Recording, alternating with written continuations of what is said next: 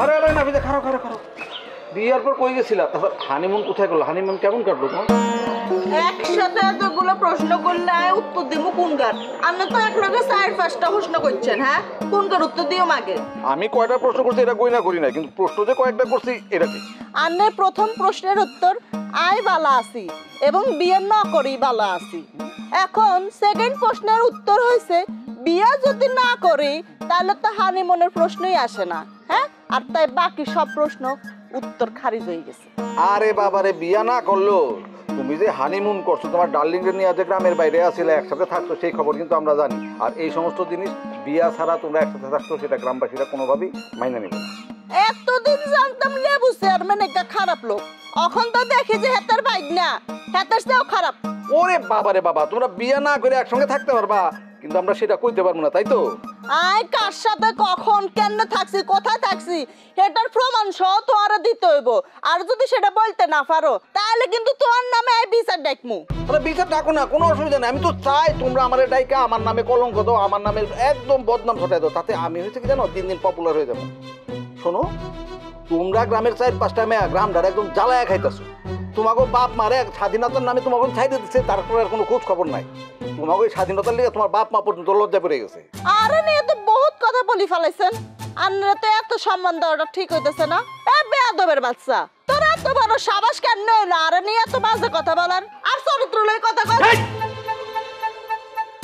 আমারে ডর দাস, আমারে ডর দাস তুই? আমারে ডর দেয় এই এলাকায় তুই ঠিক মতো চলতে পারবি? আমি এখন থেকে এই গ্রামে তুই ঠিক মতো আসতেও পারবি না। আমার পোলাপান তোর অন্যদের টানবো, তুই একটা শব্দ মুখ থেকে বাইর করতে পারবি না। আয় এখনই তোর মামার কাছে যাইউম, হেতার কাছে তোর নামে বিচার চাইউ। খুব ভালো হয়, মামা তো তোর লিগে বৈশাই রয়েছে। মামা কয়দিন ধরে বিয়া করার লেগে ফাল পাতাছে, তোরে পাইলে পুরো পাগল হয়ে যাবে, দেখলে তোর বিয়েও করে ফেলাইতে পারে। আরে যদি বিয়ের কথা কয় সাথে সাথে কারোর উপরে এমন কিক মারমু ইয়ান তো নুয়ানে উড়ি যাইব। তোকে মামা বাইকটারে এক লগে থাকতে দিমু না আমগো গ্রামে। আমগো গ্রামে তোরা হইছে একটা অভিশাপ। তুই এই সমস্ত কথা কয়ে আমগো নামে বদনাম ছড়াস গ্রামের মধ্যে? যা যা যা যা ছড়াকা। পুরা গ্রামে অর্ধেকের চেয়ে বেশি মানুষ আমাগো পক্ষে আছে, আমাগো পক্ষে আছে। যা এখন থেকে, এখনো খারাই রয়েছিস কে? এখন তো আমি তোর বস্ত্র হরণ করুন না রে। যখন সুযোগ হইব তখন ঠিকঠাক বস্ত্র আমি হরণ করে নেব। আর হাতে তোর লাই করা মাইর আছে, কথাটা তুই মনে রাখিস।